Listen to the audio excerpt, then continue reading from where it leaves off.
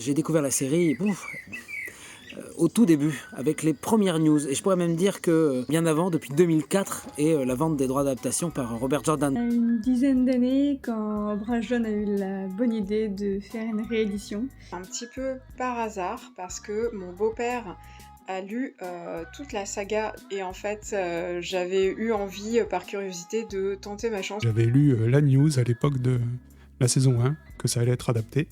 Du coup, je l'ai attendu avec impatience et je me tenais au courant. J'ai commencé parce que j'en entendais beaucoup parler et je savais que The Wheel of Time, la roue du temps, c'était une énorme saga et qu'un jour j'avais envie de savoir ce qu'il y avait derrière cette saga, derrière cet énorme cycle.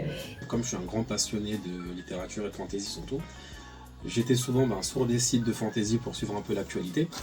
Et il y a eu l'annonce de la série à un moment donné. Il y a des années, durant mon adolescence, et j'ai pu avoir le grand plaisir de découvrir que ça y est, ma saga préférée en livre est adaptée sur Prime Video. Donc j'avais vraiment hâte de découvrir ça. Dès que l'annonce a été faite, même si à l'époque on savait quasi rien, je me suis jeté dessus. Bon, des années, je me suis fait des dizaines de films sur le sujet. J'ai imaginé tout ce qu'on pouvait faire avec. J'en ai parlé à tous mes amis, à toutes mes connaissances, et franchement, je les faisais chier avec. Ce que j'aime le plus dans la série, c'est le casting. C'est vraiment ce groupe d'acteurs. Je trouve qu'ils sont excellents. Il y a des magiciennes puissantes, beaucoup de femmes puissantes. Même si le personnage principal reste un homme, il y a beaucoup de femmes puissantes qui gravitent autour de lui et qui sont des personnages secondaires ou principaux très intéressants. C'est son monde, sa complexité, ses personnages, tout en fait.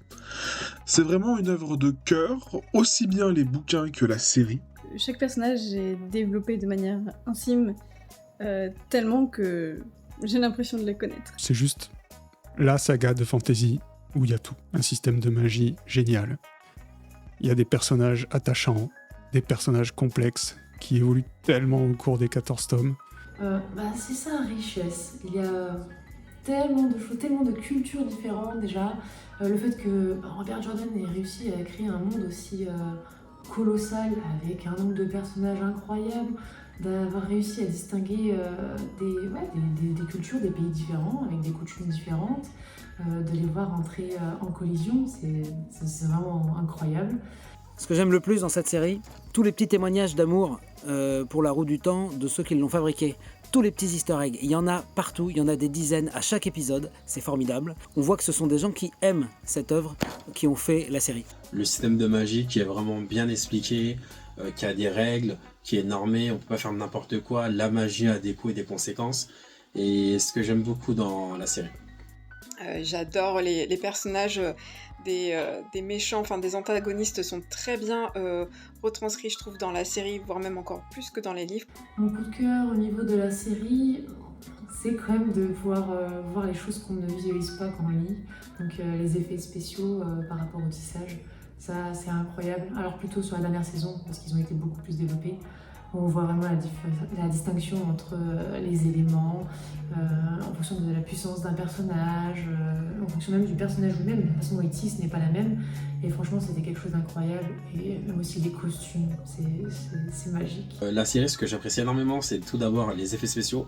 On voit qu'au fil des saisons, la qualité augmente, et ça c'est impressionnant. La saison 3 est magnifique, ceux qui ne l'ont pas encore vu, foncez. La série aussi, c'est visuellement incroyable. On sent en fait tout l'amour qu'il y a derrière tous les éléments de cette série, notamment les décors, les costumes. Les costumes sont incroyables. Le maquillage, les coiffures, les accessoires, c'est vraiment... on sent qu'ils y mettent beaucoup de talent et beaucoup de passion et les détails, ça fourmille dans tous les sens. Le fait qu'il y ait un univers autour de la magie, du pouvoir, de l'unique que l'on peut canaliser. Ce côté un peu merveilleux, ça j'aime beaucoup. J'aime être transposée dans un univers qui n'est pas forcément réel, mais qui nous fait voyager. J'adore l'opening de La Roue du Temps. Il est magnifique et j'ai tendance à l'écouter assez régulièrement. et surtout derrière également les chorégraphies, les scènes de combat. Il y a des intrigues politiques, il y a des batailles énormes. C'est le cycle qui réunit tout ça.